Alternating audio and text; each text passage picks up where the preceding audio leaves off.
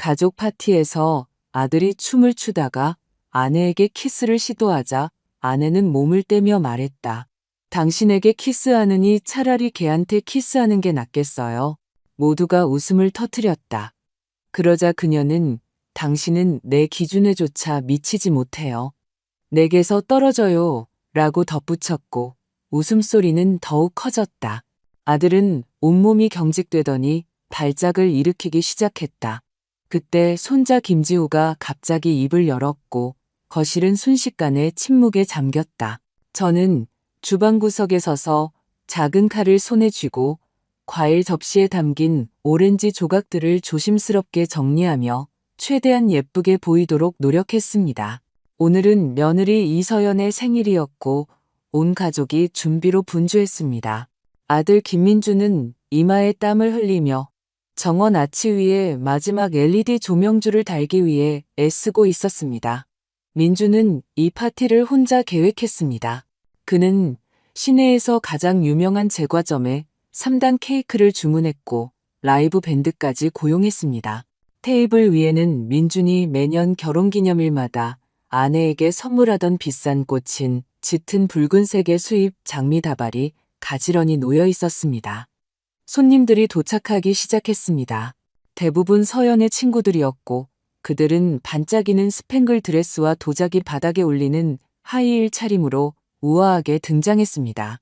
그들은 크게 웃고 떠들며 민준을 마치 낯선 사람인 양 스쳐 지나갔고 의무감으로 고개만 살짝 끄덕였습니다. 그때 서연이 나타났습니다. 민준이 일주일 전 카드로 할부 구매했던 에메랄드 그린 실크 드레스를 입은 그녀는 마치 별처럼 빛났습니다. 그녀가 가게에서 그 드레스를 얼마나 좋아했는지 민준이 자랑스럽게 말해주던 기억이 아직도 생생합니다. 그녀의 머리카락은 부드러운 웨이브로 흘러내렸고 입술은 짙은 붉은색이었으며 그녀의 존재만으로 방 전체가 환해지는 듯했습니다. 그러자 민주는 서둘러 장미다발을 들고 사랑이 가득한 눈빛으로 서연에게 건넸습니다. 하지만 서연은 냉랭하게 웃을 뿐이었고 따뜻함이라고는 없는 미소와 함께 꽃다발을 가치 없는 물건처럼 구석 테이블 위에 내려놓았습니다. 그녀는 크게 웃음을 터뜨리며 친구들을 안기 위해 돌아섰고 민주는 혼자 남겨졌습니다. 파티 내내 서연은 남편에게는 눈길조차 주지 않은 채 친구들 사이에서 웃고 대화했습니다. 갑자기 밴드가 부드러운 왈츠로 곡을 바꿨습니다. 그들이 결혼식 때 췄던 노래였습니다. 저는 민준이 용기를 모으는 듯 심호흡을 하는 것을 보았고 그녀에게 다가갔습니다. 여보, 나랑 춤출래? 그는 나지막한 목소리로 말했지만 저는 그의 목소리에 떨림이 느껴지는 것을 알아챘습니다. 서연은 짜증이 가득한 몸짓으로 눈을 굴렸지만 친구들의 시선 때문에 마지못해 남편의 어깨에 손을 올리고 승낙했습니다. 저는 춤을 추는 아들을 지켜보았습니다. 그는 한 걸음 한 걸음을 신중하게 내딛고 집중했습니다.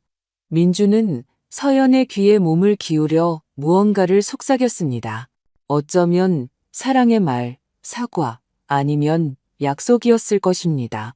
저는 듣지 못했지만 어린아이처럼 애정을 갈망하는 듯 희망으로 빛나는 그의 눈빛을 보았습니다. 음악이 거의 끝나갈 무렵 민주는 옛날처럼 부드럽게 고개를 숙이며 아내에게 키스하려고 했습니다. 하지만 칼로 베인 듯 서연은 민준을 피하기 위해 머리를 뒤로 젖혔습니다. 그녀는 꺼져가는 음악 위로 차갑고 날카로운 웃음을 터뜨렸습니다. 당신에게 키스하는 이 차라리 걔한테 키스하는 게 낫겠어요. 그녀는 망설임 없이 또렷한 목소리로 말했습니다.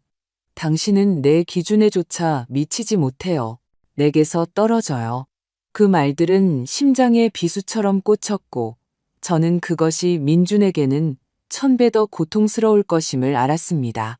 그녀는 허리를 굽혀 발치에 엉겨붙어 있던 털복숭이 개를 안아 올리더니 마치 장난이라도 치듯 개 주둥이에 입을 맞췄습니다.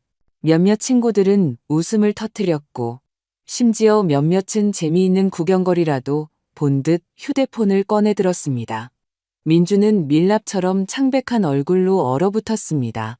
그가 들고 있던 유리잔이 바닥에 떨어져 산산조각 났습니다.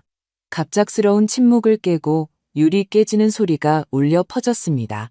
저는 그의 눈이 뒤집히고 몸이 떨리기 시작하며 바닥에 쓰러져 격렬하게 발작하는 것을 보았습니다. 저는 태어날 때부터 그를 괴롭혀온 질병, 간질 발작임을 즉시 알았습니다. 제 비명이 허공을 갈랐습니다. 저는 그에게 달려가 무릎을 꿇고 머리를 받쳐 다치지 않게 했습니다. 민준아, 내 아들아. 저는 다른 것은 아무것도 상관하지 않은 채 눈물을 흘리며 외쳤습니다. 제 눈에는 혼란 속에서 쓰러져 있는 아들만 보였습니다. 사람들은 침묵에 빠졌다가 곧 공포에 질려 뒷걸음질 쳤습니다. 아무도 도우려 하지 않았습니다. 그 우아한 얼굴들과 완벽한 미소는 이제 두려움과 무관심만을 드러냈습니다. 저는 아들을 끌어안고 소리치며 도움을 청했지만 아무도 응답하지 않았습니다. 그때 비명 속에서 구석에서 흐느끼는 소리가 들렸습니다. 제 손자 김지우였습니다. 눈에 눈물이 가득한 채 서연을 가리키며 소리쳤습니다. 엄마는 나빠. 엄마는 아빠를 안 좋아해. 엄마는 최준혁 아저씨한테만 뽀뽀하는 게 좋아. 어두울 때 밖에서 뽀뽀하는 거 봤어. 아이의 말이 폭탄처럼 터졌습니다. 웃음과 웅성거림은 순식간에 멈췄고 모든 시선이 서연에게 꽂혔습니다.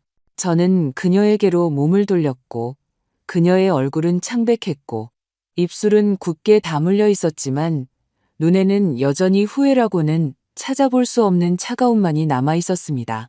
멀리서 구급차 사이렌 소리가 들려 숨막히는 침묵을 깨뜨렸습니다. 구급대원들이 달려와 민준을 들것에 실었습니다. 저는 서둘러 일어나 그들을 따라 달렸지만 나가기 전에 마지막으로 고개를 돌렸습니다. 서연은 여전히 그 자리에 미동도 없이 무표정한 얼굴로 천천히 구석의 그림자 속으로 물러서고 있었습니다. 오늘 저는 병원 복도의 금속 벤치에 앉았습니다. 차가운 금속이 몸속으로 스며들었습니다. 아들 병실에서는 기계들의 일정한 삐소리가 들려왔습니다. 창문 너머로 저는 창백한 얼굴에 눈을 감고 침대에 누워있는 그를 보았습니다.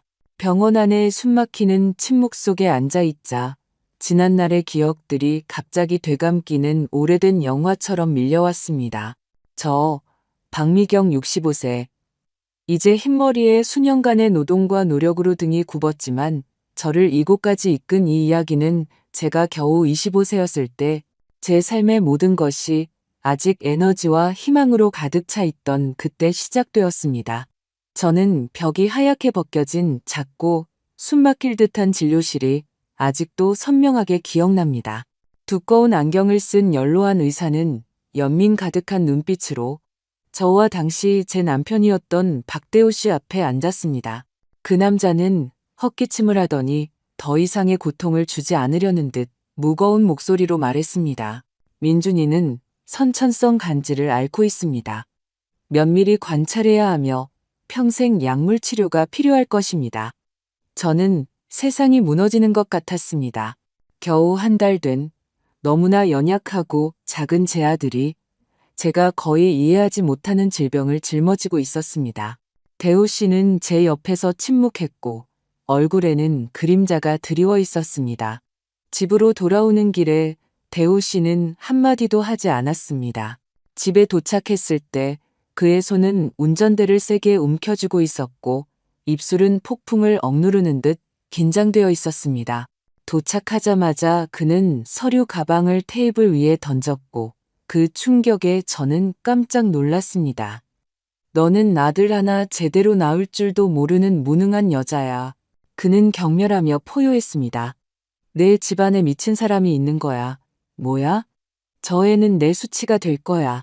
그 말 한마디 한마디가 제 심장에 직접 꽂히는 비수 같았습니다. 저는 민준을 아는 채 서 있었고 눈물이 통제할 수 없이 흘러내렸습니다.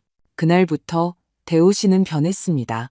그는 늦게 집에 들어오기 시작했고 제가 한 번도 사용한 적 없는 값싼 여성 향수 냄새가 몸에 배어 있었습니다.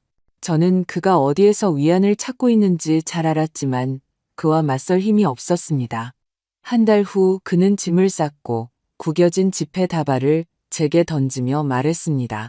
나는 건강한 아들을 낳아주지 못한 여자와 살 수 없어. 오늘 나는 내 행복을 찾아 떠날 거야. 저는 그가 뒤돌아보지도 않고 문을 나서는 것을 보았습니다. 저는 그의 행복이 이름이 있다는 것을 알았습니다. 제가 더 이상 존재하지 않는 것처럼 제 앞에서 식사했던 그의 사무실의 젊은 비서였습니다. 문이 쾅 닫혔고 저는 그 텅 빈 집안에 홀로 남겨진 채 병든 아들을 안고 눈물을 멈출 수 없었습니다. 그 후 몇 년은 끝없는 노력의 연속이었습니다. 저는 두 곳에서 일했습니다. 낮에는 작은 회사에서 사무직으로, 밤에는 집에서 격리 업무를 했습니다. 많은 밤을 희미한 램프 불빛 아래서 숫자를 검토하며 보냈고 민주는 요람해서 잠들었습니다. 하지만 또 다른 밤에는 발작이 그를 덮쳤을 때 저는 그의 몸이 풀릴 때까지 그를 품에 안고 밤을 새웠습니다. 이웃들의 동정 어린 시선과 등 뒤에서 속삭이는 소리는 더 이상 저를 아프게 하지 않았습니다. 사람들은 불쌍한 박미경 씨, 홀로 아픈 아들을 키우고 있네라고 말했지만 아무도 도움을 주지 않았습니다. 저는 그들을 비난하지 않았습니다. 저는 이 세상에서 오직 저만이 제 아들의 버팀목이 될 수 있다는 것을 알았습니다. 민주는 자랐고 저는 그가 자랑스러웠습니다. 그의 병에도 불구하고 그는 책임감 있고 성실한 아이였으며 마치 제 고생을 보상이라도 하려는 듯 항상 반에서 상위권을 유지했습니다. 그가 성적표를 들고 와 웃을 때마다 제 마음은 따뜻함으로 가득 찼습니다. 엄마, 해냈어요. 그는 자랑스럽게 말했습니다. 저는 그를 안고 조용히 울었습니다. 저는 제 아들이 자신의 병뿐만 아니라 세상의 편견과도 싸우고 있다는 것을 알았습니다. 민준이 대학을 졸업했을 때 저는 밤새 기쁨의 눈물을 흘렸습니다. 그리고 그는 한국의 아름다움을 보여주겠다는 큰 꿈을 안고 작은 여행사를 설립했습니다. 저는 그가 어엿한 성인이 되는 것을 보았고 제 모든 희생이 가치 있었다고 생각했습니다. 그때 그는 출장 중에 서연을 만났습니다. 그녀는 스튜어디스였고 젊고 아름다웠으며 모든 것을 환하게 비추는 미소를 가졌습니다. 민주는 그녀에게 완전히 빠져들었습니다. 제 마음속 깊은 곳에서 불안감, 어두운 예감이 느껴졌지만 저는 그의 결혼을 받아들였습니다. 저는 그저 그가 행복하기를, 제가 결코 갖지 못했던 가족을 갖기를 바랐습니다. 결혼 후 그들은 저와 함께 살았고 1년 후 지우가 태어났으며 제가 그의 이름을 지어주었습니다. 그때가 제 인생에서 가장 행복한 날들이었습니다. 아침에는 민준이 출근하고 서연은 집안일을 했으며 저는 지우를 동네에 데리고 다니며 우리 땅의 이야기를 들려주었습니다. 아이의 웃음소리는 집을 가득 채웠고 제 영혼의 오래된 상처를 치유해 주었습니다. 저는 마침내 인생이 우리에게 보상해주고 있다고 믿었습니다. 하지만 그때 코로나19 팬데믹이 닥쳤고 모든 관광 산업이 멈췄습니다. 몇 달 만에 민준의 회사는 파산했습니다.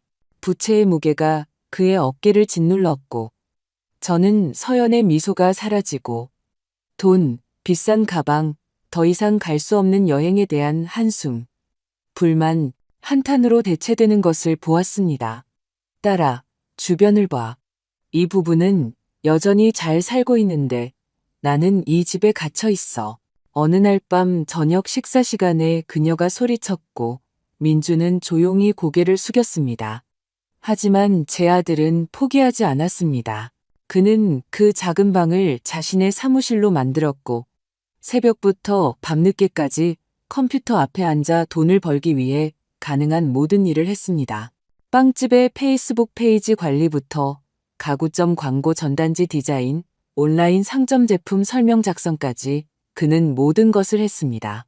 저는 그가 키보드 위를 빠르게 움직이는 손가락으로 타이핑하는 것을 보았고 그가 이 가족을 구하기 위해 한때 행복했던 것의 잔해를 구하기 위해 노력하고 있다는 것을 알았습니다. 매일 밤 집이 조용해지면 저는 민준이 좋아하는 설탕 없는 블랙커피 한 잔을 준비했습니다. 저는 문을 조용히 밀고 들어가 테이블 구석에 컵을 내려놓으며 말했습니다. 좀 쉬렴. 너무 늦었어. 저는 그의 집중을 방해할까봐 목소리를 낮췄습니다. 하지만 민주는 시선을 들고 피곤한 미소를 지을 뿐이었습니다. 밤샘으로 붉어진 눈, 앉아있는 시간 때문에 굽어진 등이었습니다. 괜찮아요, 엄마. 이것만 끝내고 쉴게요. 그는 대답했지만 저는 그에게 휴식이란 다시 일하기 전에 아주 짧은 수면 시간일 뿐이라는 것을 알았습니다. 돈은 항상 부족했습니다. 전기세, 수도세, 식비, 민준의 약값, 모든 것이 그의 어깨 위에 돌처럼 쌓였습니다. 저는 조금씩 어머니가 제게 남겨주신 예물 보석, 수년 동안 소중히 간직했던 팔찌, 귀걸이, 목걸이를 팔기 시작했습니다. 물건을 전당포에 가져갈 때마다 심장이 찢어지는 것 같았지만 다른 선택의 여지가 없었습니다. 이건 그저 물질적인 것일 뿐이야 라고 되뇌었지만 속으로는 제가 어머니의 마지막 추억, 제가 아직 전곡꽃 많던 시절의 추억을 잃어가고 있다는 것을 알았습니다. 서연은 변했습니다. 그녀는 더 이상 정성껏 음식을 준비하던 다정한 여자가 아니었습니다. 식탁에 앉을 때마다 짜증스럽게 한숨을 쉬었고 음식을 마치 격이 떨어지는 것인 양 바라보았습니다. 고기가 신선하지 않아요. 이 채소는 유기농도 아니잖아요. 그녀는 우리가 그녀의 삶을 일부러 비참하게 만들려는 것처럼 불쾌한 목소리로 말했습니다. 민주는 침을 삼키며 침착함을 유지하려고 애썼지만 속으로는 깊은 고통을 느꼈을 것입니다. 저는 그녀가 민준과 결혼했을 때 웃고 대화하며 남편에게 요리해주기 위해 시장에서 당근을 조심스럽게 골랐던 것을 기억했습니다. 이제 그녀는 휴대폰만 바라보며 친구들이 호화로운 리조트에서 찍은 사진을 민준에게 보여주었습니다. 이 부부 좀 봐. 또 제주도에 갔네. 근데 나는 이 구멍에 갇혀 있어. 서연은 씁쓸하게 말했습니다. 민준은 그저 고개를 숙이고 차가운 밥을 먹으며 고통을 참아내기 위해 테이블 밑에서 주먹을 꽉 쥐었습니다. 집은 어수선해지기 시작했습니다. 싱크대에는 더러운 접시들이 쌓였고 문 뒤에는 세탁물이 쌓였습니다. 서연은 더 이상 집안일을 하지 않았습니다. 그녀는 거짓말인 줄 아는 변명을 대며 점점 더 자주 외출했습니다. 스트레스 풀러 친구들이랑 커피 마시러 가요. 또는 직장 동료 생일이에요. 그녀는 매우 늦게, 때로는 자정이 넘어서야 돌아왔는데 술 냄새와 민준이 사줄 수 없다는 것을 잘 아는 값비싼 향수 냄새를 풍겼습니다. 저는 어두운 복도에서 하이힐을 손에 든 채 비틀거리며 들어오는 그녀를 보았고 그녀가 누구인지 궁금했습니다. 그녀는 민준이 그렇게 사랑했던 서연이었을까요? 아니면 그녀의 그림자에 불과했을까요?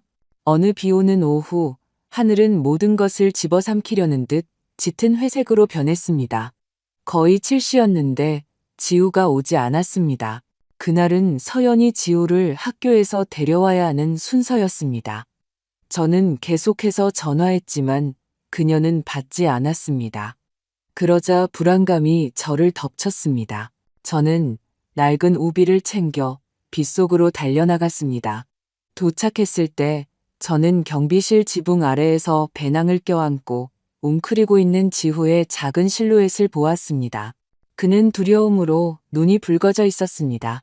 그가 저를 보자 울음을 터뜨리며 달려왔습니다. 할머니, 엄마가 저 데려가는 걸 잊었어요. 모두 갔어요. 너무 무서웠어요. 온 세상이 자신을 버린 것처럼 그의 목소리는 떨렸습니다.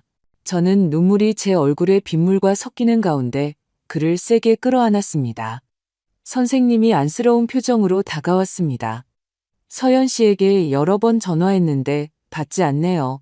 다행히 경비 아저씨가 아이와 함께 있어줬어요. 그날 밤 저는 지우가 잠들 때까지 옆에 머물렀지만 가슴이 조여오는 것을 느꼈습니다. 새벽 1시경 서연이 돌아왔습니다. 머리는 헝클어져 있었고 입술은 붉은색으로 얼룩져 있었습니다. 민준이 일어섰고 그의 목소리는 분노와 걱정으로 떨렸습니다. 어디 있었어? 오늘 내 차례였잖아. 지우 데리러 가는 거. 애가 학교에 혼자 있었다는 거 알잖아. 서연은 칼처럼 날카로운 목소리로 소리쳤습니다. 손님 접대하고 있었어. 나 한번 외출한 건데 왜 이렇게 난리야? 내가 이 비참한 삶을 살고 싶어 하는 줄 알아? 아니야. 저는 문 뒤에서 듣고 있었고 제 심장은 산산조각 났습니다. 그 말 때문이 아니라 이미 산산조각 난 무언가를 붙잡으려 애쓰는 남자의 눈빛, 민준의 눈빛을 보았기 때문이었습니다. 싸움은 매일 일상이 되었습니다. 때로는 무언가 부서지는 소리에 놀라 잠에서 깨곤 했습니다. 그러면 서연의 날카로운 목소리가 들려왔습니다. 지긋지긋해. 당신 좀 봐. 무능한 사람. 당장 이혼하고 싶어. 저는 가슴에 손을 얹고 숨을 참으며 침대에 앉아 아들이 침묵 속에서 어떻게 견디고 있는지 무력하게 들었습니다. 다음 날 집안 분위기는 끊어지기 직전에 팽팽한 줄 같았습니다. 민주는 하루 종일 고개를 숙이고 아무 말도 하지 않았습니다. 저는 그가 방에 앉아 슬픈 눈으로 일에 집중하고 있는 것을 보았습니다. 밤이 되자 그는 세련된 상자를 들고 왔는데 그 안에는 서연이 항상 원했던 베이지색 명품 가방이 들어 있었습니다. 저는 그가 친구들에게 돈을 빌리고 심지어 자신이 가장 아끼던 낡은 시계까지 팔아 그 선물을 샀다는 것을 알고 있었습니다. 서연은 그 가방을 보자 눈이 빛났습니다. 그녀는 민준을 안고 환하게 웃었습니다. 고마워, 여보. 당신이 여전히 나를 가장 사랑하는 사람이라는 걸 알았어. 그녀는 가방 사진을 찍어 소셜미디어에 올렸고 마치 전날 밤의 잔인한 말들은 존재하지 않았던 것처럼 행동했습니다.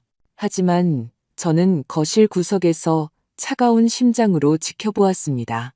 저는 그녀의 미소를 보았지만 그것이 사랑이 아니라는 것을 알았습니다. 민준이 자신의 땀과 존엄으로 산 그 명품 가방을 안고 있는 서연의 가짜 미소는 그녀에게 사탕을 준 아이의 일시적인 만족감과 같았습니다. 민준이 일주일 동안 병원에 있는 동안 서연은 단 한 번도 나타나지 않았습니다. 전화도 문자도 없었습니다. 그녀는 마치 이 가족의 일부가 아니었던 것처럼 완전히 사라졌습니다. 저는 생일 파티에서 크게 웃던 그 친구들에게 연락하려고 했지만 그들은 무관심한 태도로 회피하는 대답만 했습니다. 모르겠어요, 아주머니. 다른 사람에게 물어보세요. 그들의 말은 칼처럼 저를 아프게 했습니다. 서연이 가장 친한 친구라고 불렀던 그들은 이제 그녀나 병원에 누워있는 그녀의 남편에 대해 걱정하지 않았습니다.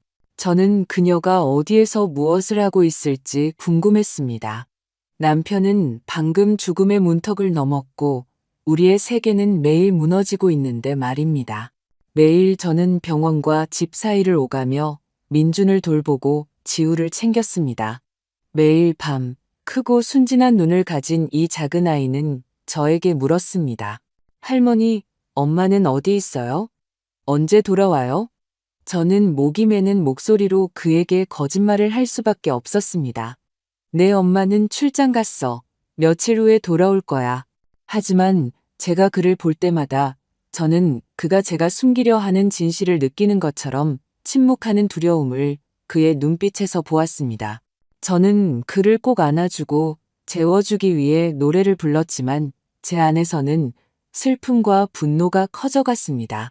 저는 서연이 어떻게 자신의 아들을 버릴 수 있는지, 어떻게 우리가 아무 가치도 없는 것처럼 온 가족을 뒤로할 수 있는지 이해할 수 없었습니다. 민준이 퇴원하던 날, 저는 무거운 마음으로 그가 집으로 돌아오는 것을 도왔습니다.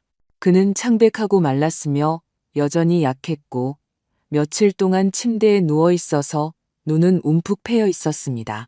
저는 그가 자신의 집에서 약간의 평화를 찾고 쉬기를 바랐습니다. 하지만 문을 통과하자마자 앉을 시간도 없이 문에서 건조하고 급한 노크 소리가 들렸습니다. 제가 문을 열자 저는 깔끔한 회색 정장을 입은 중년 남자를 보았는데 그는 심각한 표정을 짓고 있었습니다. 그는 집을 사러 온 사람이라고 자신을 소개하며 단호한 목소리로 말했습니다. 안녕하세요. 계약 마무리를 하러 왔습니다. 서연 씨가 오늘 남편분이 집과 차의 소유권을 이전할 원본 서류를 건네줄 거라고 했습니다.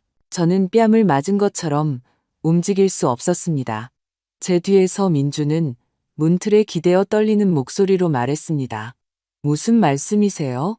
저는 집이나 차를 파는 것에 동의한 적이 없습니다. 남자는 우리가 그를 속이려 한다고 생각하는 것처럼 얼굴을 찌푸렸습니다.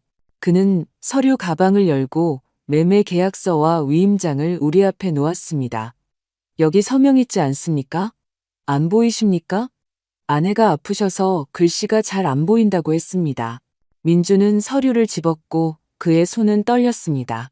제가 몸을 숙여보았을 때 제 심장이 멈추는 것 같았습니다. 판매자 항목에는 쇠약하고 연로한 사람의 글씨처럼 제 아들의 확고하고 단호한 글씨와는 완전히 다른 떨리고 서투른 서명이 있었습니다. 저는 민준을 보았습니다. 그의 얼굴은 창백했고 눈은 공포로 크게 뜨여 있었습니다. 이건 제 서명이 아닙니다. 그는 다시 배신당한 것처럼 목이 맨 목소리로 외쳤습니다. 저는 그를 진정시키기 위해 손을 잡았지만 제 안에서는 분노의 불길이 타오르기 시작했습니다. 서연이 무슨 짓을 한 것일까요? 우리는 그녀에게 전화하려고 했지만 그녀의 전화는 꺼져 있었습니다. 그 남자는 처음에는 우리를 믿지 않았습니다. 그의 목소리는 거칠었습니다. 저를 놀리는 겁니까?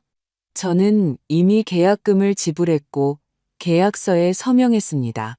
하지만 민준이 자신의 신분증을 꺼내 그의 앞에서 여러 번 서명했을 때 그 남자는 말문이 막혔습니다. 그러자 그의 표정은 분노에서 당황으로 바뀌었고 중얼거렸습니다. 이게 당신 서명이 아니라면 저는 사기를 당한 겁니다. 그는 경찰에 신고하겠다고 말했지만 저는 이 문제가 공개되면 우리 가족이 법적 문제에 휘말릴 것이고 민준과의 삶의 추억이 가득한 집이 더 이상 우리의 것이 아니게 될 것임을 알았습니다. 저는 지우가 아는 유일한 지붕을 잃게 놔둘 수 없었습니다. 저는 심호흡을 하고 고통을 억누르며 남자에게 말했습니다. 제가 처리하겠습니다. 계약금은 돌려드리고 위약금도 지불하겠습니다. 그는 저를 의심스럽게 쳐다봤지만 결국 동의했습니다. 그날 저는 은행에 가서 저의 모든 저축금, 노후를 위해 자식들과 손자들에게 짐이 되지 않기 위해 수년 동안 모아온 돈을 인출했습니다. 하지만 이제 다른 선택의 여지가 없었습니다. 저는 손을 떨며 인출 서류에 서명했고 제 안에 무언가가 부서지는 것을 느꼈습니다. 저는 돈만 잃는 것이 아니라 제가 그토록 힘들게 쌓아 올린 안정감마저 잃고 있었습니다. 그날 밤 지우가 잠든 후 저는 민준과 함께 무거운 침묵 속의 거실에 앉았습니다. 희미하고 노란 불빛이 그의 얼굴을 비췄고 그는 10년은 늙어 보였습니다. 그는 제 어깨에 기대어 어린아이처럼 울었습니다. 엄마, 제가 뭘 잘못했나요? 왜 그녀는 제게 이랬을까요? 그의 목소리는 떨렸고 단어 하나하나가 제 영혼을 찢어 놓았습니다. 저는 그를 위로했지만 제 안의 슬픔은 이미 굳건한 결의로 바뀌어 있었습니다. 이것은 더 이상 단순한 부부 갈등이 아니었습니다. 그것은 잔인한 음모였고 저는 어머니로서 그것이 계속되도록 내버려 둘 수 없었습니다. 저는 일어나 제 방으로 들어가서 세월의 흐름으로 누렇게 변한 오래된 연락 수첩을 보관했던 서랍을 열었습니다. 잉크 얼룩이 묻은 얇은 종이에는 제가 아직 젊고 에너지로 가득 차 있던 시절의 이름들이 담겨 있었습니다. 저는 심장이 세게 뛰는 것을 느끼며 페이지를 넘겼고 마침내 사설 탐정 사무소를 운영하는 옛 직장 동료 정나리의 이름을 찾았습니다. 저는 나리가 강하고 영리한 여성이었고 대호 씨가 떠난 후 가장 힘든 날들을 극복하도록 도와주었던 것을 기억했습니다. 저는 망설임 없이 그녀에게 전화를 걸었고 수화기 너머로 그녀의 무거운 목소리가 들렸을 때 저는 올바른 사람을 찾았다는 것을 알았습니다. 나리야, 내 도움이 필요해. 저는 차분하지만 단호한 목소리로 말했습니다. 며느리에 대한 진실을 알아야겠어. 그 전화 후 사흘 뒤 나리는 시내 조용한 골목에 숨겨진 작고 은밀한 카페에서 저를 만났습니다. 그녀는 두꺼운 봉투를 제 앞에 놓고 낮고 단호한 목소리로 말했습니다. 찾는 건 어렵지 않았어요. 미경 씨. 그녀는 숨기려고조차 하지 않았어요. 저는 그녀의 눈을 바라보았고 그곳에서 연민의 섬광을 보았습니다. 저는 이 봉투에 담긴 것이 감당하기 쉽지 않을 것임을 알았습니다. 저는 떨리는 손으로 봉투를 열었습니다. 안에는 선명한 사진들이 잔뜩 있었고 모든 세부 사항이 드러나 있었습니다. 제 며느리 서연은 웃고 있었고 젊은 남자와 손을 잡고 걷고 있었습니다. 그들은 도시의 새롭고 부유한 지역에 있는 호화로운 건물로 들락거렸고 그곳의 유리 건물들은 거울처럼 빛났습니다. 서연은 값비싼 옷을 입고 있었고 머리는 공들여 말려 있었으며 마치 어려운 날들은 겪어본 적 없는 것처럼 환하게 웃고 있었습니다. 그녀 옆에 남자는 잘 차려입었고 젤로 빗어 넘긴 머리에 값비싼 선글라스를 착용하고 있었으며 오만하고 자신감 넘치는 분위기를 풍겼습니다. 나리는 사진 속 남자를 가리키며 차갑게 말했습니다. 최준혁, 28세, 푸른 언덕 레스토랑 체인의 사장이라고 주장하지만 그의 실제 이야기는 꽤 흥미롭습니다. 최준혁이라는 이름이 제 머릿속에 천둥처럼 울려 퍼졌습니다. 그것은 지우가 생일 파티에서 울면서 엄마를 가리키며 외쳤던 그 이름과 같았습니다. 저는 피가 머리로 솟구치는 것을 느꼈고 심장이 가슴에서 세게 뛰었습니다. 최준혁. 퍼즐 조각들이 맞춰지기 시작했지만 각 조각은 이전 조각보다 더 고통스러웠습니다. 서연은 민준을 배신했을 뿐만 아니라 우리의 가족이 존재하지 않았던 것처럼 뻔뻔하게 다른 삶을 살고 있었습니다. 저는 손바닥에 손톱이 밝힐 정도로 사진들을 꽉 쥐었습니다. 저는 가만히 있을 수 없었습니다. 아들을 위해서가 아니라 정의를 위해 우리 가족에게 남아있는 것을 보호하기 위해 그녀와 맞서야 했습니다. 저는 나리가 준 주소로 택시를 탔습니다. 호화로운 건물은 반짝이는 유리벽과 입구에 완벽하게 다듬어진 나무들을 가지고 제 앞에 나타났습니다. 제복을 입은 경비원이 저를 의심스럽게 바라보았습니다. 저는 심호흡을 하고 차분한 목소리로 말했습니다. 저는 지방에서 온 가족입니다. 조카를 방문하러 왔어요. 좀 들여보내주세요. 경비원은 저를 위아래로 훑어보더니 잠시 망설였지만 결국 고개를 끄덕이며 문을 열었습니다. 저는 제가 속하지 않은 세상으로 건너가는 듯한 느낌을 받으며 들어섰습니다. 12B 아파트 문 앞에서 제 심장은 터질 듯이 세게 뛰었습니다. 저는 진정하기 위해 심호흡을 하고 초인종을 눌렀습니다. 건조한 초인종 소리가 경고처럼 울려 퍼졌습니다. 문이 열렸고 서연은 붉은색 실크 잠옷을 입고 그녀의 도전처럼 빛나며 서 있었습니다. 그녀는 손에 레드와인 잔을 들고 있었습니다.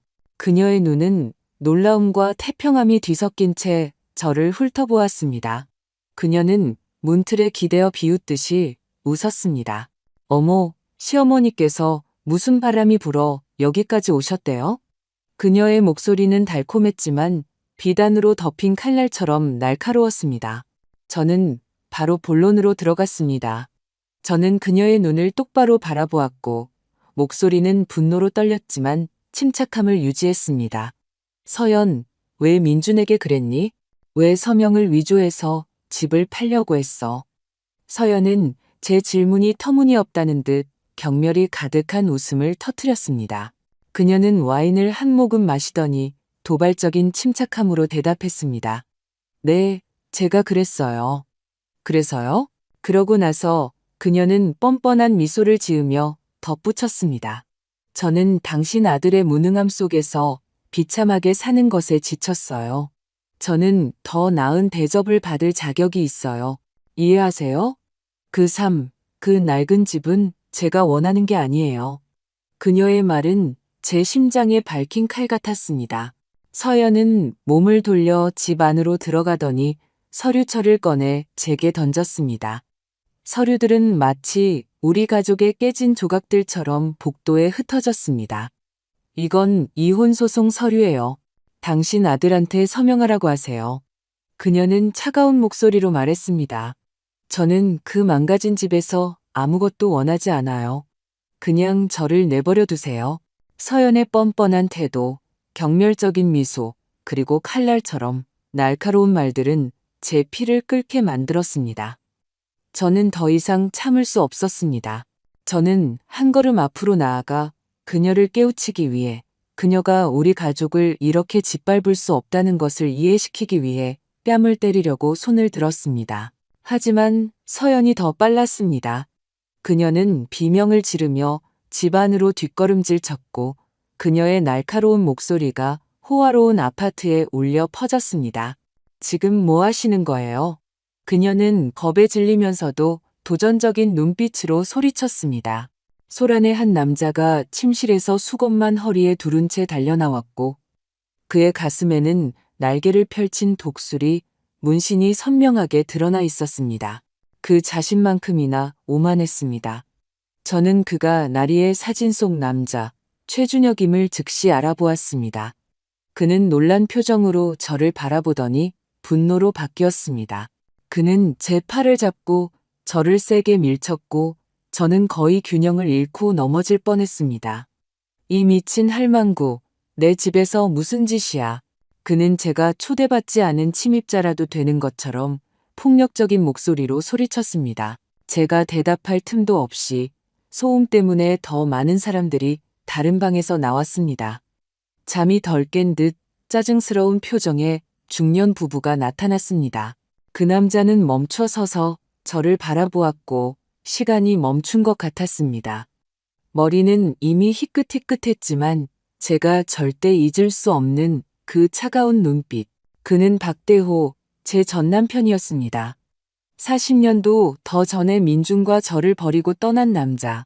저는 고통이 아니라 갑자기 생생하고 잔인하게 나타난 과거를 보는 공포감으로 가슴이 조여오는 것을 느꼈습니다. 대우 씨는 저를 바라보았고 잠시 기절한 듯 하더니 천천히 그의 얼굴에 비웃는 미소가 그려졌습니다. 이런, 여기 누가 왔나 봐. 박미경 씨, 세상 참 좁지, 응? 그는 아픈 아들을 남겨두고 떠났을 때와 똑같은 경멸적인 어조로 말했습니다. 저는 대호시에서 최준혁, 그리고 그의 옆에 서 있는 여자, 그의 아내를 바라보았습니다. 우아하게 옷을 입었고 얼굴은 조각상처럼 차가웠습니다. 그러자 모든 것이 갑자기 명확해졌지만 그 잔인한 진실은 칼처럼 제 가슴을 꿰뚫었습니다. 제 앞에 서 있는 남자, 최준혁은 대호 씨가 나중에 얻은 아들이었습니다. 제 며느리 서연은 남편의 의붓청재와 불륜을 저지르고 있었습니다. 저는 발이 땅에 박힌 듯 그 자리에 서 있었고 제 주변의 모든 세상이 무너지는 것을 느꼈습니다. 대호 씨는 다가왔고 그의 목소리는 여전히 날카로웠습니다. 박미경, 넌 예전처럼 여전히 한심하구나. 이 나이에도 여전히 내 아픈 아들 때문에 상관없는 일에 끼어드는구나. 그의 말은 뺨을 때리는 것 같았지만 저는 그가 떠났을 때 조용히 울던 약한 여자가 아니었습니다. 저는 두려움 없이 그의 눈을 똑바로 바라보았습니다. 비록 제 안에서는 강렬한 분노가 타오르고 있었지만 말입니다. 최준혁은 서연의 허리를 감싸 안고 웃으며 아버지의 말을 이어받았습니다. 이 할머니 아세요? 참 우연이네요. 그리고 알아야 할 게 있어요. 이제 제가 대형 레스토랑 사장이에요. 당신 아들이 꿈도 못 꿀 삶을 서연에게 줄 수 있죠. 그는 자신의 성취를 자랑하듯이 만족스럽게 말했습니다. 서연은 그의 옆에 서서 민중과 제가 가치 없는 졸에 불과했던 게임에서 이긴 것처럼 오만하게 입꼬리를 올렸습니다. 대호 씨 옆에 여자, 그의 새 아내는 팔짱을 끼고 차가운 목소리로 잘라 말했습니다. 지금 당장 여기서 나가지 않으면 경비 불러서 강제로 쫓아낼 거예요. 우리 집을 더럽히지 마세요. 그녀의 말은 마지막 한 방울이었습니다. 저는 제 삶과 아들의 삶을 짓밟았고 계속 짓밟고 있는 사람들의 둥지에서 혼자였습니다. 분노가 저를 압도하여 몸을 떨게 만들었지만 저는 아무 말도 할 수 없었습니다. 두려움 때문이 아니라 말이 아무것도 바꾸지 못할 것임을 알았기 때문이었습니다. 저는 그들 각자를 바라보았습니다. 비꼬는 미소를 짓는 대호 씨, 거만함에 찬 최준혁, 뻔뻔스러운 서연, 그리고 경멸하는 아내. 저는 다시는 잊지 않겠다는 맹세처럼 그들의 얼굴 하나하나를 제 기억 속에 새겼습니다. 저는 바닥에 흩어진 이혼 서류들을 줍기 위해 몸을 숙였습니다. 종이 한 장 한 장이 제 심장에 새겨진 또 다른 상처였습니다. 저는 돌아섰고 서연의 웃음소리와 속삭임이 제 뒤를 따랐지만 뒤돌아보지 않았습니다. 굴욕의 눈물이 터져 나왔지만 저는 재빨리 그것을 닦아냈습니다. 그들에게 제 약점을 보여주지 않을 것이었습니다. 건물을 나서자 저는 가로등의 노란 불빛 아래 서 있었고 밤바람이 제 뼛속까지 파고들었습니다. 저는 온 세상이 저를 반대하는 것처럼 느끼며 서류철을 가슴에 껴안았습니다. 하지만 제 안에서는 고통이 맹렬하게 타오르는 증오의 불꽃으로 변했습니다. 저는 폭력이 아니라 정의로, 제가 밝혀낼 진실로 그들 모두에게 대가를 치르게 할 것이라고 스스로 맹세했습니다. 다음 날 아침, 첫 햇살이 커튼 사이로 스며들 때 저는 울거나 불평하는 것을 허용하지 않았습니다. 저는 거울 앞에 서서 가장 격식 있는 옷, 민준이 대학을 졸업하던 날과 같은 중요한 날에 입었던 단순하지만 깔끔한 검은색 정장으로 갈아입었습니다. 저는 나리가 추천해준 변호사 사무실로 곧장 향했습니다.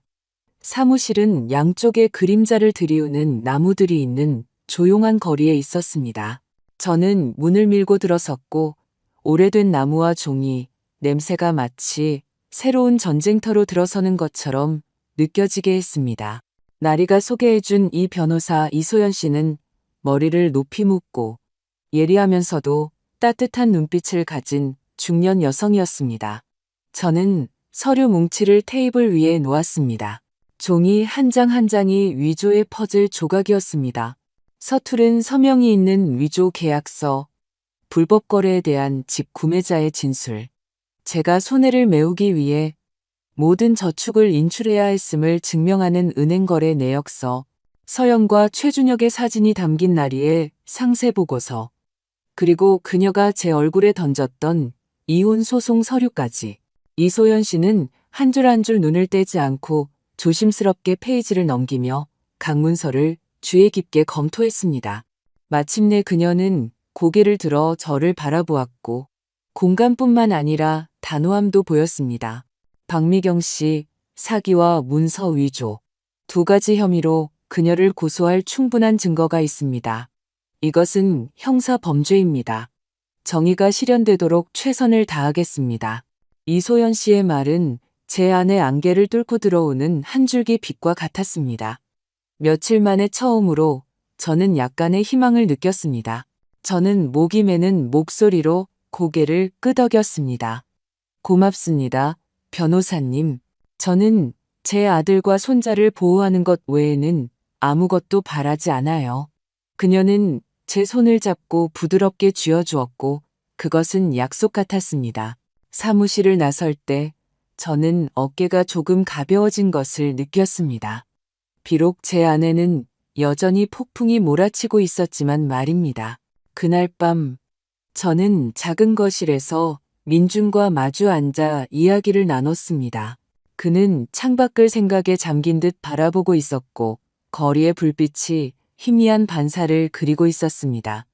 방은 조용했고 시계 초침 소리만 들렸습니다. 저는 심호흡을 하고 제가 발견한 모든 진실, 제가 맞서야 했던 모든 것을 그에게 말하기 시작했습니다. 민준아, 네가 진실을 알아야 해. 저는 떨리는 목소리로 말했습니다. 서연은 널 배신했을 뿐만 아니라 집과 차를 팔기 위해 내 서명을 위조했어. 그녀는 최준혁과 살고 있고 가장 끔찍한 것은 최준혁이 내 아버지 박대호의 아들이라는 거야. 민주는 소리치지도 분노하지도 않았습니다. 그는 그저 텅 빈 눈으로 조용히 앉아 있었고 야윈 뺨을 따라 눈물이 흘러내렸습니다. 그의 침묵은 어떤 분노의 폭발보다 더 무서웠습니다. 오랜 시간이 지난 후 그는 고개를 들고 고통으로 가득 찬 목소리로 말했습니다. 저는 그저 그녀가 가난한 것에 지쳤다고 생각했어요. 그녀가 이런 짓을 할 줄은 상상도 못했어요. 그리고 아버지, 왜 또 저를 상처 주려고 돌아온 거죠? 그의 말은 제 심장을 꿰뚫는 칼 같았습니다. 저는 그를 과거로부터, 우리를 버린 남자로부터 보호하려고 했지만 그 과거는 그 어느 때보다 더 잔인하게 돌아왔습니다. 저는 서연의 이혼 소송 서류와 이소연 변호사가 준비한 양육권 서류를 테이블 위에 놓았습니다. 아들아, 이제 이걸 끝내야 할 시간이야. 저는 단호한 목소리로 말했습니다. 너뿐만 아니라 지우를 위해서도 그녀가 이 가족을 계속 해치도록 내버려 둘 수는 없어. 민주는 제 눈을 바라보았고 그의 눈빛에는 더 이상 공허함이 없었고 결단력이 번뜩였습니다. 그는 펜을 들고 망설임 없이 단호한 필치로 두 서류 모두에 서명했습니다. 저는 그를 지켜보았고 며칠 만에 처음으로 제가 키운 남자의 힘을 그에게서 보았습니다. 법원에 소송과 이혼 서류를 제출한 며칠 후 저는 모르는 번호로부터 전화를 받았습니다. 제가 전화를 받자마자 서연의 목소리가 터져나왔습니다. 이 빌어먹을 할망구야. 무슨 짓을 한 거야? 왜 내가 집 판 돈을 인출할 수가 없어? 언제부터 집을 되찾은 거야? 저는 사법 절차 때문에 은행이 거래를 막았다는 것을 이해했습니다. 서연은 여전히 자신이 집을 팔았고 곧 돈을 받을 것이라고 믿고 있었습니다. 저는 기쁨이 아니라 이상한 침착함으로 미소를 지었습니다. 네가 다른 남자 옆에서 잠자고 내 것이 될 수 없는 돈을 꿈꾸던 그때부터였단다. 저는 차분한 목소리로 대답했습니다. 수화기 너머는 침묵했고 마치 차가운 물을 뒤집어 쓴 것처럼 거친 숨소리만 들렸습니다. 저는 그녀의 대답을 기다리지 않고 전화를 끊고 번호를 차단했습니다. 법원이 사건을 수리하기를 기다리는 동안 저는 일상을 유지하려고 노력했습니다. 매일 아침 일찍 일어나 지우가 가장 좋아하는 간단한 계란, 프라이와 빵으로 아침 식사를 준비했습니다. 아이는 의자에 앉아 다리를 흔들며 눈을 빛내며 학교에 대해 이야기했습니다. 민준도 계속 나아가기 위해 노력했습니다. 저는 그가 조금씩 활력을 되찾는 것을 보았습니다. 밤에는 지우와 놀아주거나 책 읽는 법을 가르쳐주거나 언젠가 가족과 함께하고 싶었던 여행 이야기를 들려주었습니다. 민주는 또 한 일로 돌아갔습니다. 그는 지역 체험 관광에 대한 새로운 사업 프로젝트를 연구하는 데 전념했고 이는 그의 옛 회사가 무너졌을 때부터 꿈꿔왔던 아이디어였습니다.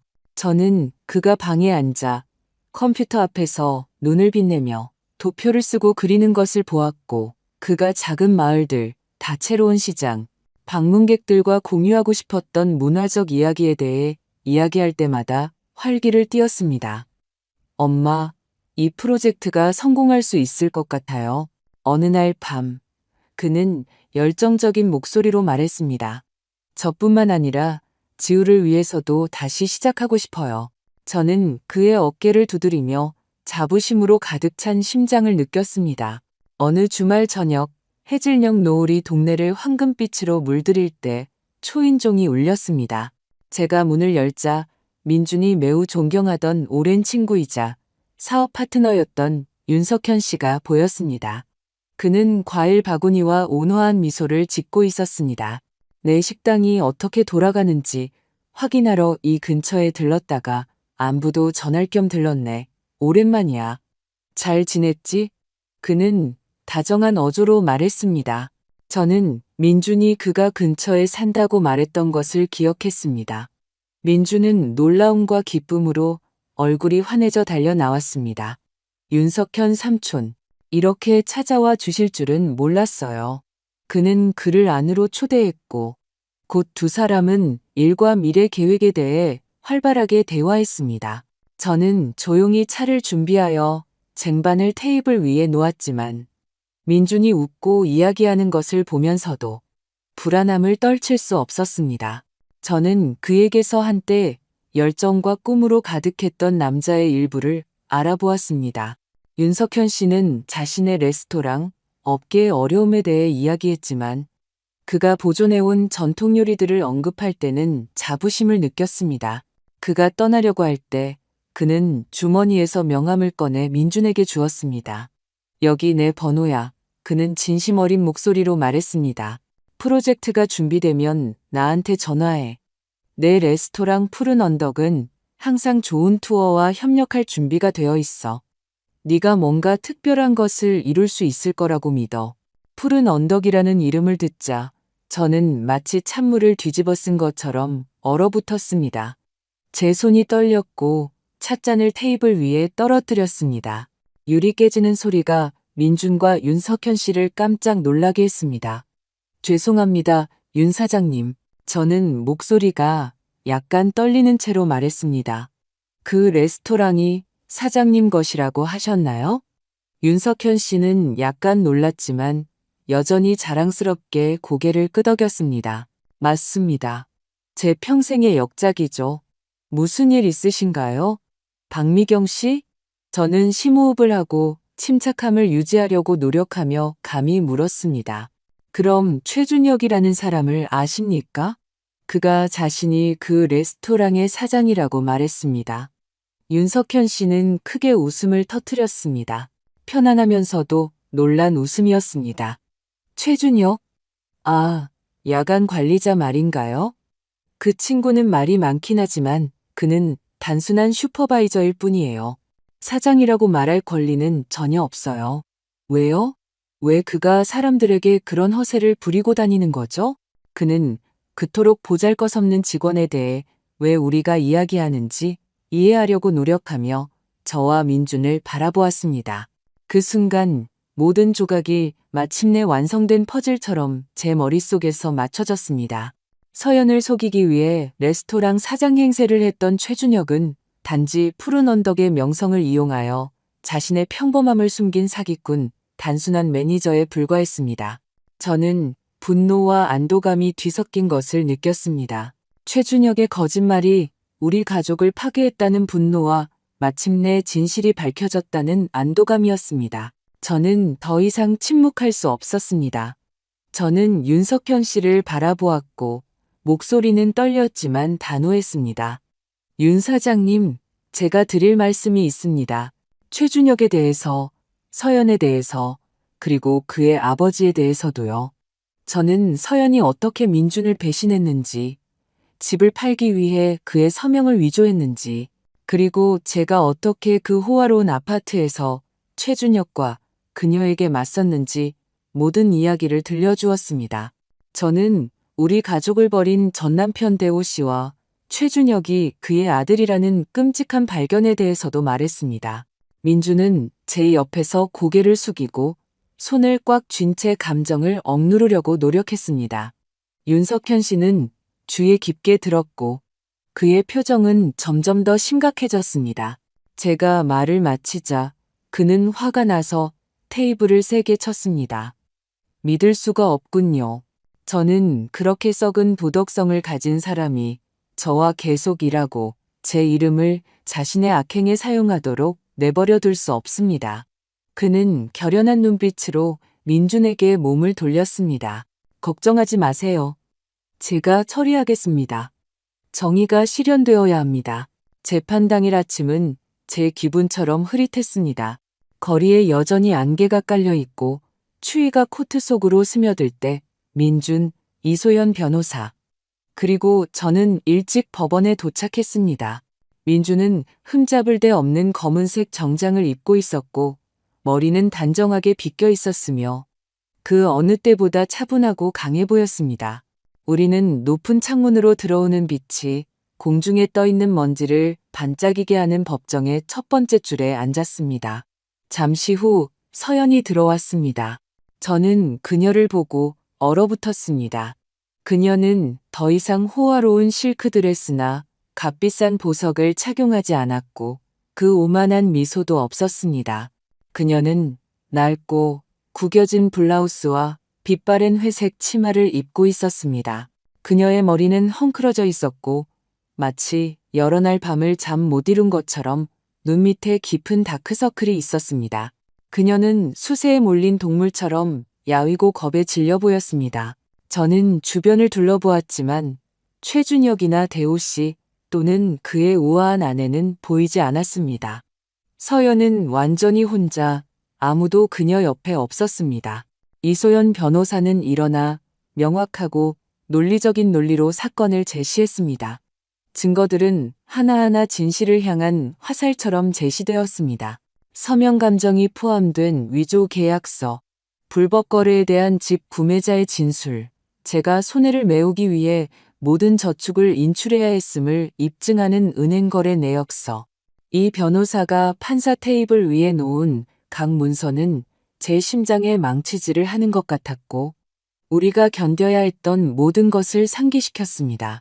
서연의 변호사가 남편의 경제적 지원 부족으로 인한 심리적 압박을 주장하며 그녀의 행위를 정당화하려고 했을 때 이소연 변호사는 즉시 반박했습니다. 그녀는 탐정 나리의 보고서에 있는 사진들을 큰 화면에 투영해달라고 요청했습니다. 서연이 최준혁과 손을 잡고 호화로운 아파트로 들락거리고 빛나는 미소를 지으며 고급 상점에서 쇼핑하는 모습이었습니다. 그러자 법정 전체가 웅성거렸고 그녀를 태워버릴 듯 모든 시선이 서연에게 향했습니다. 그녀는 고개를 숙였고 몸은 떨렸습니다. 시선을 들 수 없었습니다. 양육권에 대한 재판 부분은 훨씬 더 빨랐습니다. 이 변호사는 서연이 지우를 학교에 입고 간 것을 목격한 담임 선생님의 진술을 제시했고 또한 서연이 밤에 사라지고 아이를 제 보살핌 아래 남겨두었다고 말한 이웃들의 증언도 보여주었습니다. 하지만 가장 결정적인 증거는 동네 폐쇄회로 카메라 영상이었습니다. 그 영상에는 지우가 처마 밑에 웅크리고 앉아 배낭을 껴안고 있었고 비가 그의 작은 얼굴을 타고 흘러내렸으며 그의 눈은 두려움과 외로움으로 붉어져 있었습니다. 저는 법정에서 웅성거리는 소리를 들었습니다. 몇몇 사람들은 고개를 저었습니다. 저는 민준의 손을 꽉 잡았고 그가 고통을 억누르며 제 손을 세게 잡는 것을 느꼈습니다. 서연은 여전히 고개를 숙이고 화면을 보지 않았지만 그녀가 진실에서 벗어날 수 없다는 것을 알았습니다. 판사가 망치를 쳤고 그의 단호한 목소리가 침묵 속에 울려 퍼졌습니다. 서연은 사기와 문서 위조 혐의로 2년의 집행유예와 자신이 갚을 수 없을 것이라고 하는 큰 벌금형을 선고받았습니다. 양육권에 관해서는 법원은 그녀가 어머니로서 부적합하고 무책임하다고 선언했습니다. 지후의 양육권은 전적으로 민준에게 맡겨졌습니다. 하지만 선고를 듣자마자 서연은 바닥에 무너져 흐느껴 울었습니다. 하지만 그 울음 속에서 저는 후회를 느끼지 못했습니다. 단지 사랑 때문이 아니라 헛된 것을 쫓다가 모든 것을 잃은 사람의 절망만이 느껴졌습니다.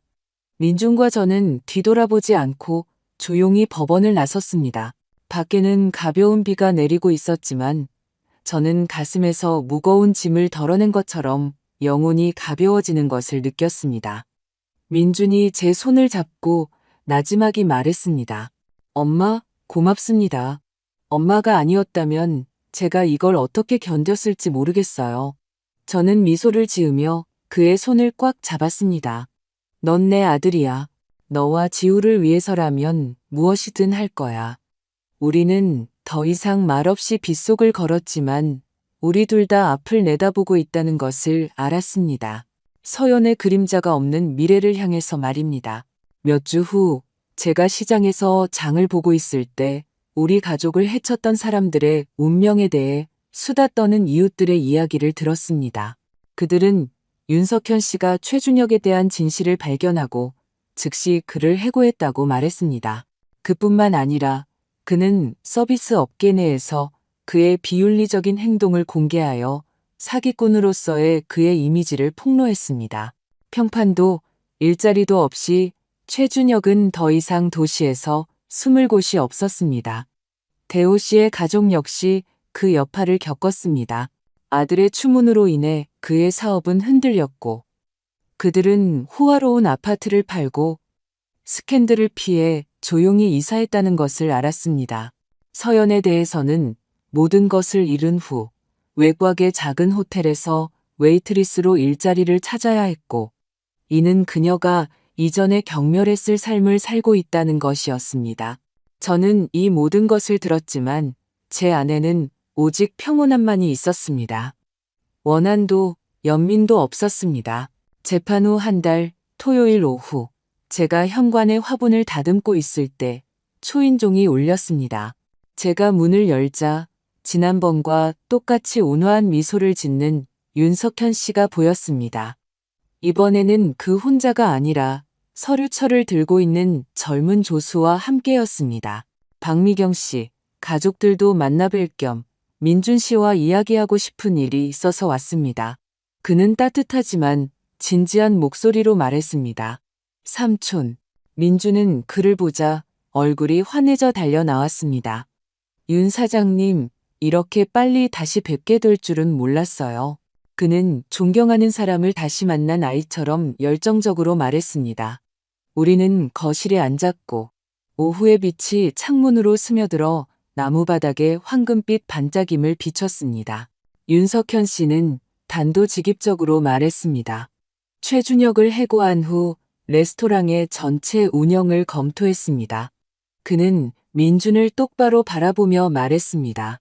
저는 푸른 언덕의 무언가, 즉 지역 문화와의 연결, 고객들이 진정으로 발견하고 싶어하는 이야기와 경험이 부족하다는 것을 깨달았습니다. 민준 씨의 체험 관광 프로젝트가 바로 제가 찾고 있던 것입니다. 그는 계약서를 테이블 위에 밀어 민준 앞에 놓았습니다.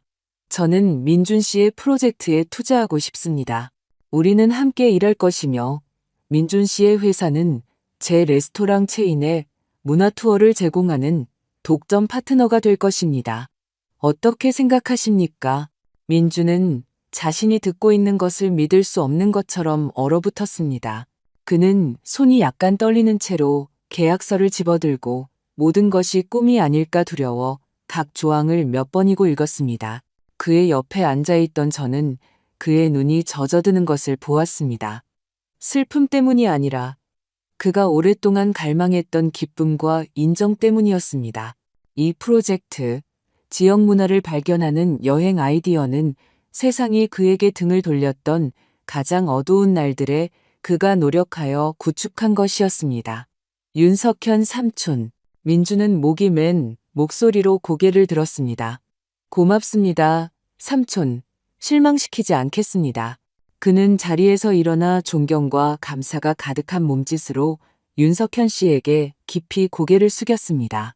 그 순간 지우가 손에 낙서된 종이를 들고 방에서 달려나왔습니다. 그는 더 이상 이전의 수줍음이나 두려움이 없었습니다. 그는 저에게 달려와 제 다리를 껴안고 환한 미소로 자신의 그림을 보여주었습니다. 할머니, 다 그렸어요. 얼마나 예쁜지 보세요. 저는 몸을 숙여 그림을 집었고 제 심장이 멈추는 것을 느꼈습니다. 그 그림에는 세 사람이 있었습니다.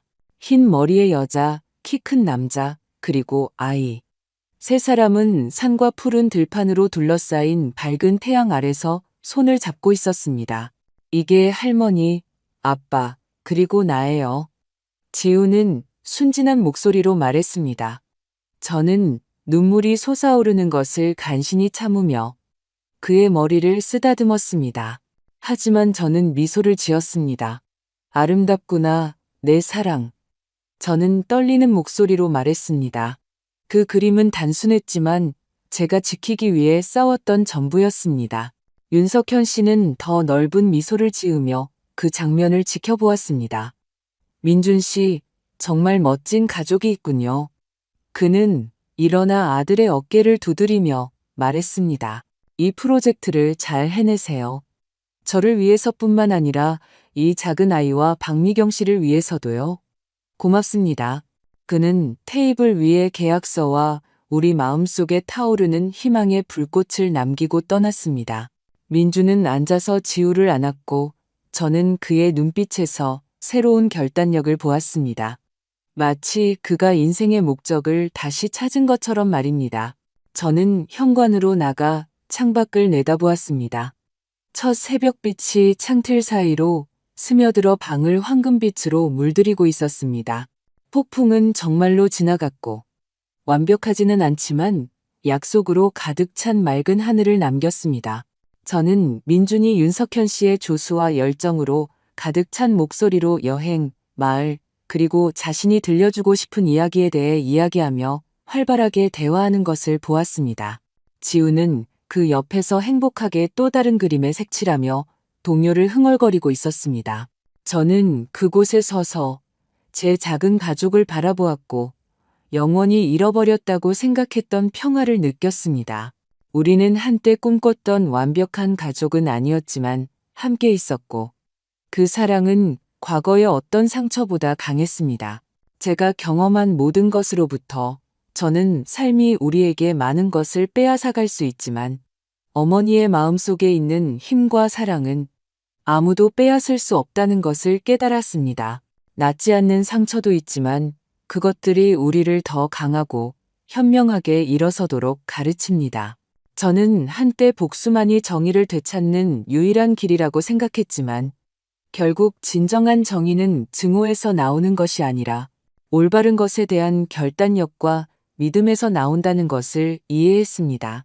악은 항상 스스로 파괴되는 반면 사랑, 연민, 그리고 진실성은 아무리 짓밟려도 가족을 구할 수 있는 유일한 것입니다. 당신이 방금 들은 이야기는 참여한 사람들의 신원을 보호하기 위해 이름과 장소가 변경되었습니다. 우리는 판단하기 위해서가 아니라 누군가 듣고 반성하기를 바라는 마음으로 이 이야기를 전합니다. 얼마나 많은 어머니들이 자신의 집 안에서 조용히 고통받고 있을까요? 정말 궁금합니다. 당신이 제 입장이었다면 어떻게 하시겠습니까? 평화를 유지하기 위해 침묵을 선택하시겠습니까? 아니면 모든 것에 맞서 자신의 목소리를 되찾으려 하시겠습니까? 여러분의 의견을 알고 싶습니다. 왜냐하면 모든 이야기는 다른 사람들의 길을 안내하는 빛이 될 수 있기 때문입니다. 신은 항상 축복하시며 저는 용기가 우리를 더 나은 날로 이끌 것이라고 확신합니다.